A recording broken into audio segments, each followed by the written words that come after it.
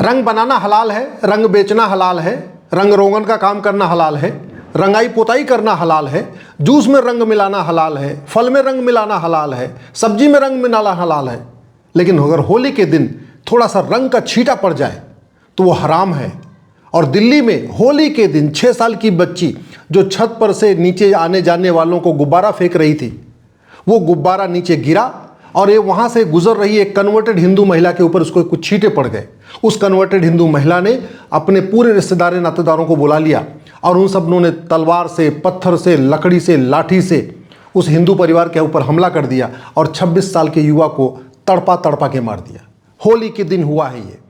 होली के दिन देश की राजधानी दिल्ली में हुआ है। उस दिल्ली में हुआ जिसको पांडवों ने 5,500 साल पहले बसाया था, जिसको इंद्रप्रस्थ कहते थे। उस दिल्ली में हुआ है जहां पे पांडवों के गांव रहते थे, पांडवों का परिवार रहता था। उस दिल्ली में अब हिंदुओं को अगर होली मना रहे हैं और थोड़ा सा छींटा पड़ जा रहा है तो उनकी हत्या कर दी जा रही है। हमारे पास संविधान है, सुप्रीम कोर्ट है, संसद है, हाई कोर्ट है, सब कुछ है। इसके बावजूद हत्या हो रही है और देश की राजधानी में भी हो रही है, कश्मीर में भी हो रही है, कन्याकुमारी में भी हो रही है, तमिलनाडु में भी हो रही है, बंगाल में भी हो रही है। सवाल यह है, ऐसी हत्या चीन में क्यों नहीं होती? इतनी जघन्य तरीके से हत्या सिंगापुर में क्यों नहीं होती? ऐसी हत्याएं भारत में ही क्यों हो रही हैं? इसके ऊपर अब चिंता करना पड़ेगा। सवाल यह है, इतनी अराजकता, इतना अलगाववाद, इतना जिहाद, इतना मजहबी उन्माद सिखाता कौन है?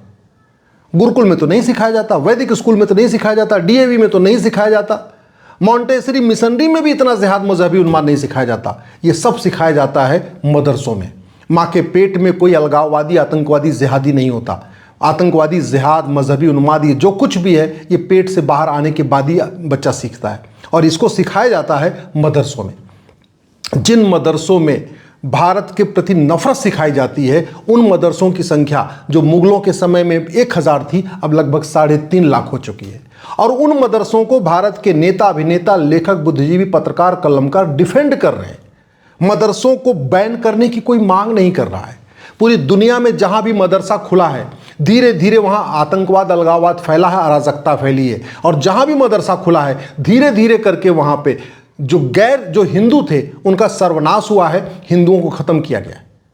पंडित नंदराम टिक्कू ने बहुत विकास किया था। उनको एक ही गलतफहमी थी कि वेद, पुराण, बाइबल, कुरान एक समान होता है, गुरुकुल मदरसा एक समान होता है। और नतीजा क्या रहा? गंधार अफगानिस्तान बन गया, हिंदू खत्म हो गए। राजा रणजीत सिंह जी, चक्रवर्ती नरेश बहुत अच्छे राजा थे, बहुत विकास किया था। उनको भी यही गलतफहमी थी, वेद, पुराण, बाइबल, कुरान एक समान होता है, गुरुकुल मदरसा एक समान होता है। और धीरे धीरे पंजाब की डेमोग्राफी बदली, पंजाब के 2 टुकड़े हो गए। एक पंजाब हमारे यहाँ है, वहाँ हिंदू, जैन, बौद्ध, सिख हैं। लेकिन जो पंजाब पाकिस्तान बन गया, वहाँ हिंदू, जैन, बौद्ध, सिख, सिंधी, मराठी सब खत्म हो चुके। यही गलतफहमी राजा हरि सिंह को थी, जो कश्मीर के राजा थे। उनको भी लगता था वेद, पुराण, बाइबल, कुरान एक समान होता है। उनको लगता था गुरुकुल मदरसा एक समान होता है। और धीरे धीरे वहाँ की डेमोग्राफी, मदरसे खुले, डेमोग्राफी बदली। और कश्मीर में क्या हुआ है कुछ बताने की ज़रूरत नहीं। यही गलतफहमी राजा शशांक को थी। राजा शशांक जो बंगाल के राजा थे, उनको भी लगता था वेद, पुराण, बाइबल, कुरान एक समान होता है। उनको भी लगता था गुरुकुल मदरसा एक समान होता है। और धीरे धीरे डेमोग्राफी बदली, बंगाल के 2 टुकड़े हुए। जो बंगाल हमारे पास है उसको वेस्ट बंगाल कहते हैं, और जो ईस्ट बंगाल है वो डेमोग्राफी बदलने के कारण बांग्लादेश बन गया। भारत के 9 राज्यों की डेमोग्राफी बदल चुकी है, 200 जिलों की डेमोग्राफी बदल चुकी है, 1500 तहसीलों की डेमोग्राफी बदल चुकी है, बॉर्डर के 300 तहसीलों की डेमोग्राफी बदल चुकी है। और बहुत तेज़ी के साथ डेमोग्राफी बदल रही है। और डेमोग्राफी में बदलाव कितना खतरनाक होता है ये आप देखिए। होली के दिन 6 साल की बच्ची ऊपर से रंग डाल रही है, अपने परिवार के लोगों के ऊपर रंग डाल रही है, और गलती से गुब्बारा वो ज़मीन पे फट गया, एक कन्वर्टेड महिला के ऊपर थोड़ा सा छींटा पड़ गया। और पड़ने के बाद ये हुआ है कि उस परिवार के एक 26 साल के युवक को मार दिया गया, तड़पा तड़पा के मारा गया, पूरा झुंड बना के मारा गया, तालिबानी स्टाइल में मारा गया, पत्थरों से कुचल के, कांच से कुचल के, लाठी से, डंडे से ऐसे, और उसके ऊपर सीने पर चढ़ के मारा गया। ये सब हो रहा है भारत में। 3 तलाक हराम नहीं है। 3 तलाक मतलब मदरसों में सिखाया जा रहा है। आप क्या सोचिए, अब जरा सोचिए क्या सिखाया जा रहा है। 3 तलाक जायज़ है, तलाक़ हसन जायज़ है, तलाक़ हसन जायज़ है, तलाक़ बाइन जायज़ है, तलाक़ किनाया जायज़ है, तहर्रुस जायज़ है, मुताह जायज़ है, मिस्यार जायज़ है, चाची, मामी, मौसी, बुआ से निकाह जायज़ है, मदरसों में सिखाया जा रहा है। चचेरी बहन, ममेरी बहन, फुफेरी बहन, मौसेरी बहन से निकाह जायज़ है, लेकिन वसुधैव कुटुंबकम जायज़ नहीं है। भारत माता की जय कहना हराम है, वंदे मातरम कहना हराम है, माता पिता का पैर छूना हराम है। भारत के मदरसों में 3.5 लाख मदरसों में सिखाया जा रहा है कि मूर्ति पूजा बलात्कार से भी ज़्यादा गंभीर अपराध है।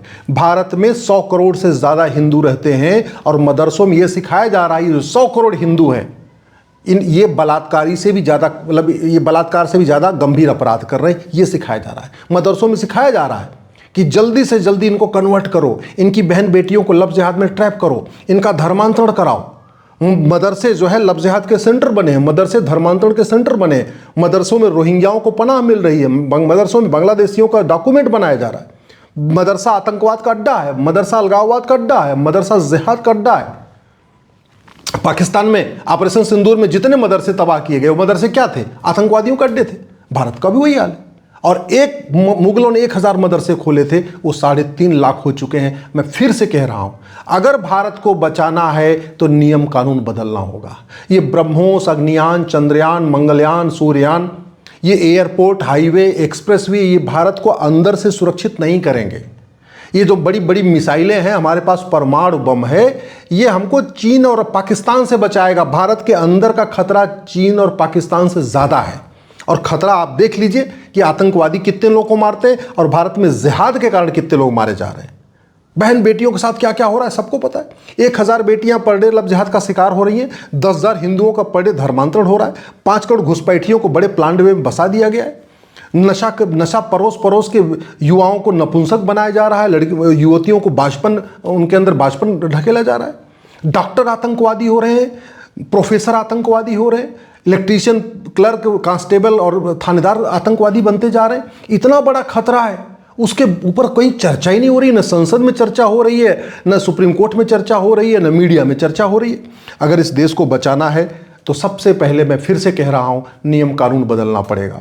मुगल चले गए, मुगलों का मदरसा बंद करना होगा। अंग्रेज चले गए, अंग्रेज़ों का मैकाले, मिशनरी, मॉन्टेसरी बंद करना होगा। अगर इस देश को बचाना है तो मजहब के आधार पर जो नियम कानून चल रहा है, मजहब के आधार पर जो आयोग और मंत्रालय चल रहा है, मजहब के आधार पर जो बोर्ड और ट्रिब्यूनल चल रहा है, मजहब के आधार पर जो लोन वजीफ़ा चल रहा है, इसको बंद करना होगा। इस देश को अगर बचाना है तो समान शिक्षा लागू करना होगा। इस देश को बचाना है तो मजहब के आधार पर जितने पर्सनल लाइन को खत्म करके समान नागरिक संहिता लागू करना पड़ेगा। इस देश को बचाना है तो लफ्ज़ जिहाद और धर्मांतरण को राष्ट्र की सुरक्षा के लिए खतरा घोषित करना होगा, देश की एकता अखंडता के लिए खतरा घोषित करना होगा, इसको देशद्रोह घोषित करना होगा, तब जाके देश बचेगा। चीन सुरक्षित है क्योंकि उसने नियम कानून बदले हैं।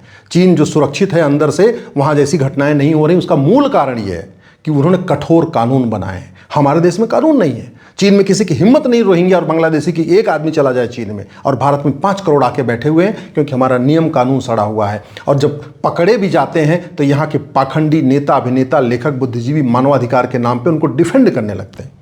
मानवाधिकार मानव का होता है, दानव का नहीं। अगर इस देश को बचाना है तो विदेशी फंडिंग पे रोक लगाना पड़ेगा। इस देश को बचाना है तो हम दो हमारे दो नहीं तो हम दो हमारे 3 ही सही, लेकिन तत्काल जनसंख्या नियंत्रण कानून बनाना होगा। इस देश को बचाना है तो जस्टिस विद इन ईयर लागू करना पड़ेगा। इस देश को बचाना है तो सठे साठ्यम समाचारे सिद्धांत लागू करना पड़ेगा। राम नीति है भय बिन होए न प्रीत, उस सिद्धांत को लागू करना पड़ेगा।